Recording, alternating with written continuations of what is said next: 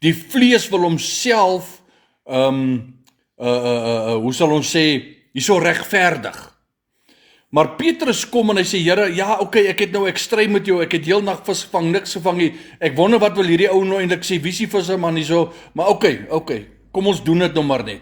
Op u woord sal ek uitgaan. En kyk wat gebeur. Die skrif sê vir my dat dit hulle 'n groot klomp visse ingesluit het en dit wat hulle gevang het.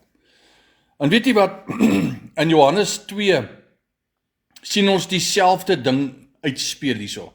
En Johannes 2 praat van die bruilof waar Jesus die water in wyn verander het. Nou kyk wat gebeur, dat die moeder van Jesus kom na hom toe en sê vir hom, luister hierso, die wyn is klaar. En hy kyk aan so asof, as ek weet, ek moet myself in die prentjie sit, so asof ek kyk nou, hoorie, wat het dit met my te doen? Die feit dat die wyn klaar is, wat het dit met my te doen? My tyd het nog nie gekom nie. Maar kyk wat doen Jesus se moeder. Sy draai om na die diensknegte toe en sy sê vir hulle, luister hierso, net wat hy vir julle sê, dit moet julle doen.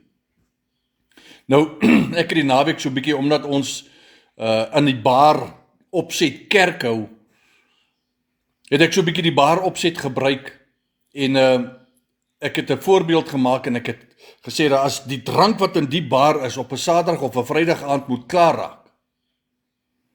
En die eienaar van die bar sê vir sy barlady wat daar werk en die kelners wat daar werk, sê luister hierso, sien jy hierdie leë brandewynbottels? Sien julle hierdie leë whisky bottels? Vat hulle en gaan maak hulle vol water. Dan gaan hierdie ouens onder mekaar begin praat. Chi. Verstaan jy wat ek sê?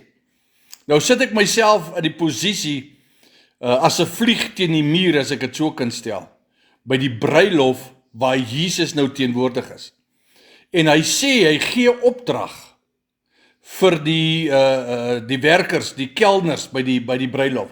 Hy gee opdrag, hy sê, luister hierso, hierdie 6 kanne wat hierso staan, maak hulle vol water.